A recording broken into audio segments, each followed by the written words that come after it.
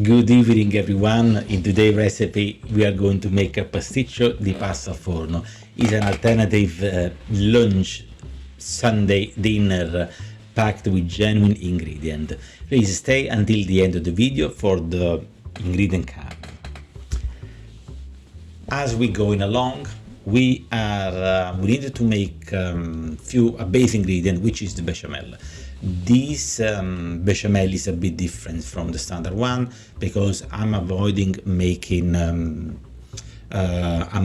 adding cream to make it longer. So I'm trying to keep the cost down, plus do not make too complex and milky flavor it.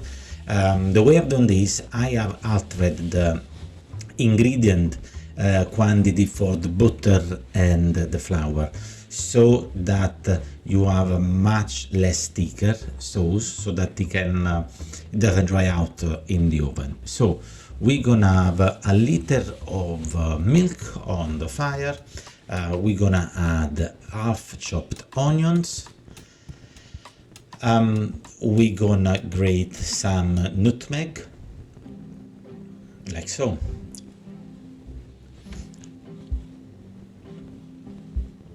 And I have a spoon, it's a coffee spoon of cloves, which is 3 or 4 cloves that goes into the milk, and already, let's say cook, already warm up slowly so that it avoids burning.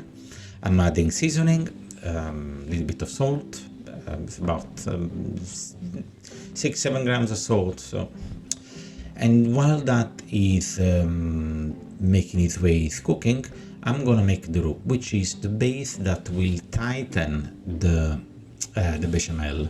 And as I said before, I'm gonna make a slightly different portion here, and it's gonna be about between 70 and 80 grams of butter, and the flour is gonna be about 40 to 50 grams of flour. So once we melt the butter in the pan, we help ourselves with a spoon. I will be adding the flour and whisk it with a wooden spoon, like so. There we go. So there are 3 main type of roux, which is the white, blonde and brown, and all are determined by the cooking time. So longer it stays, we're going from the white, which is the starting point, gold, yellow roux, which is in the middle of the cooking time, and then the brown, which is very dark, which serve different purpose for different type of sauces.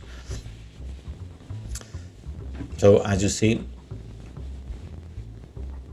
that will be kind of a whitish in their meaning, but usually it's gold. You let it bubble, so that will act the flour and get a little bit of flavor from the flour.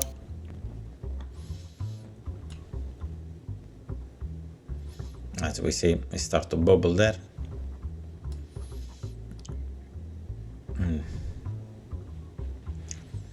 It's a very good and simple sauce thickener.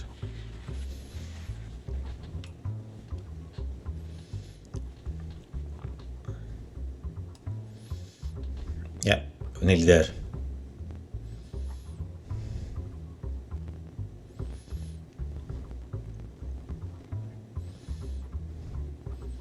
So at this point, I think we are ready to add it to the milk and continue the cooking of the bechamel.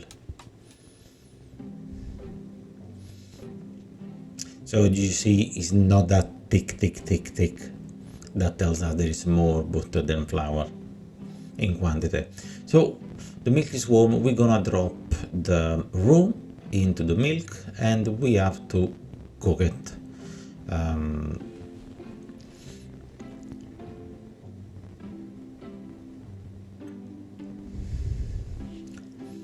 I think we are about within the 10 and 15 minutes to make the bechamel.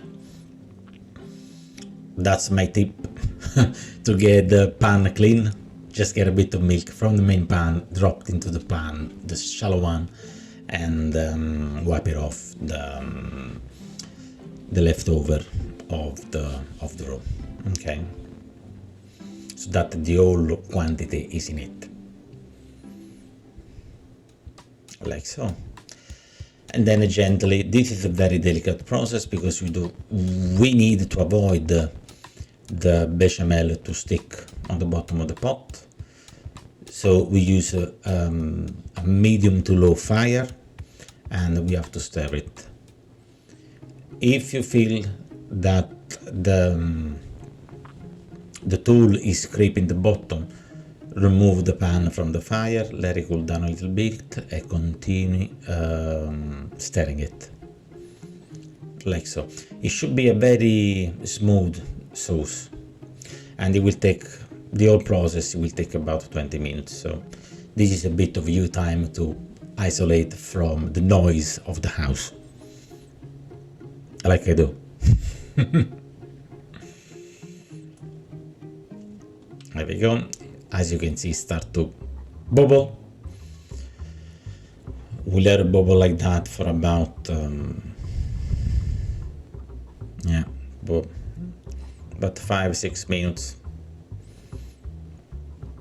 And as you notice, the bechamel start to be a bit of a wave, and it means that it starts to thicken.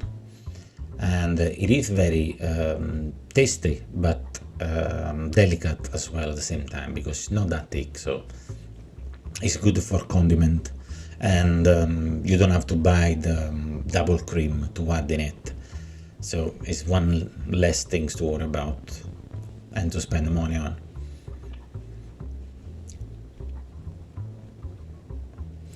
Then when it's bubbling, you will notice that there are a few bubbles coming up there.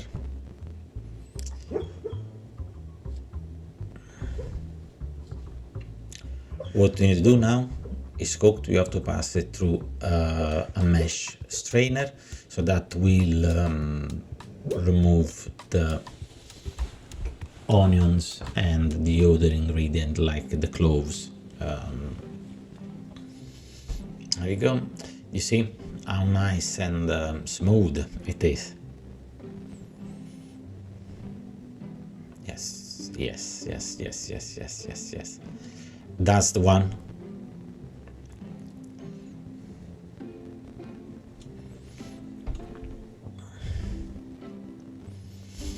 Okay, so this one is nearly done. We leave it there to cool down. We put a lid on the top, and we will be going to prepare the vegetable straight after that. And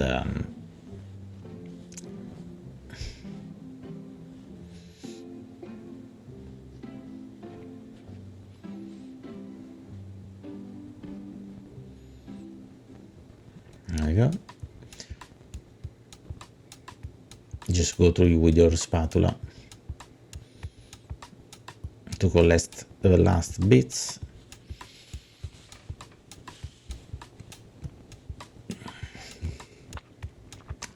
Yes, ready.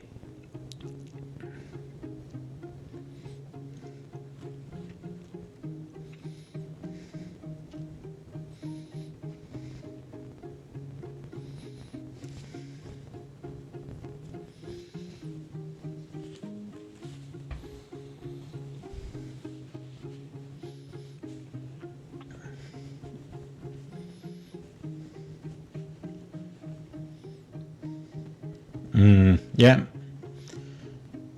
a drop check. Perfect. That's perfect. Yes. Now we'll cover it and we set aside. Now we're gonna go to the mushroom with a clap of a hand. And with a click of a finger, we are going to cut the broccoli. Shallow pan on the fire, add a bit of oil, and we are going to cook the mushroom in it. Don't have to overcook them. add your seasoning.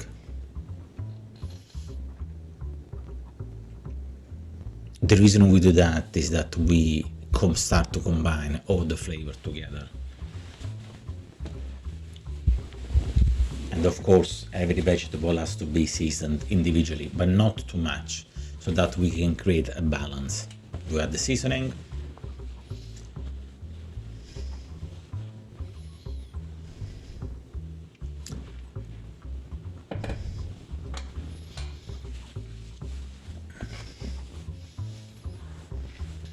Now it's time to take them off the fire, because they are ready. Drop the broccoli in.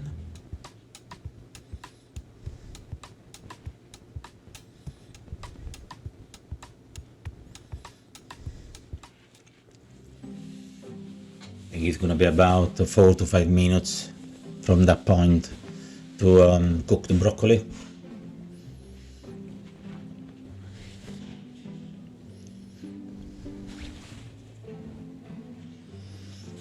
Taste them. Thumbs up. it was out of the camera. So we drain them, and now it's time to cook the lasagnette pasta, which was a leftover from another dinner I've done during the week, and I thought, well, I tell you, I'm gonna make this pasticcio of pasta. So this egg fresh made pasta. At some point I will leave a recipe of how I make the pasta myself. I will put a playlist where I'll show you all the base ingredient for creating and building dishes. So, but this one in essence is a leftover. Common things in Italy, we do very little wastage. We always have something to do, especially with the pasta. In this instance, that pasta was a leftover from another dish, and it was already cooked, and instead of throwing it away, I made another dish out of it. In fact, I did make lasagna 2 days before. So in that instance now, I just had to warm up and drain it off. So we go now and build up the dish. In a tray, we put the pasta and we start to add the bechamel sauce. A note here, for some reason, I had in the fridge some cooked chopped ham, which I got it for something else, and I didn't manage to do it anymore, so I use it for this recipe. It's about 150 grams of hams. So I did add everything, and we make this lovely dish, colorful. I can see the green of the broccoli there, fantastic.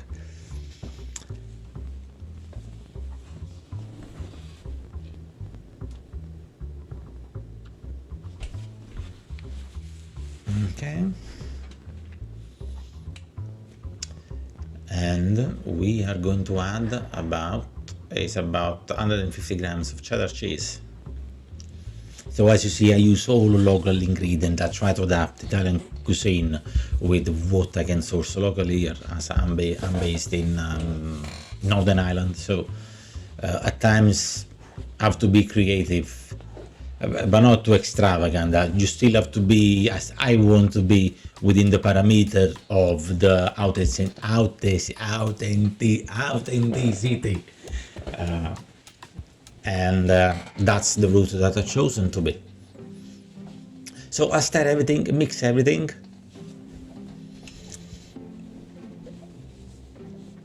Here we are, back in for about 20 minutes. Oven at 180 degrees. We take it out. Careful, don't burn your face. And here we have it, delicious. I can still smell it. And now you will see myself presenting the dish. A panoramic view. And there is the taste test. Here we go.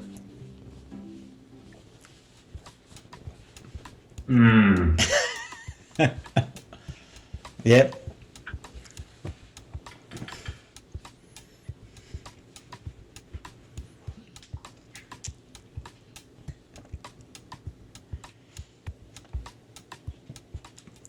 Yes, I do love the food. So, and here you have in a nutshell, this is my pasticcio di pasta. I hope you enjoyed the video. You're gonna be seeing the ingredient card appearing now on the screen, and please don't forget to like and subscribe. And I'm gonna see you on the next video, which is gonna be next week. Thank you for watching and have a great week. Bye.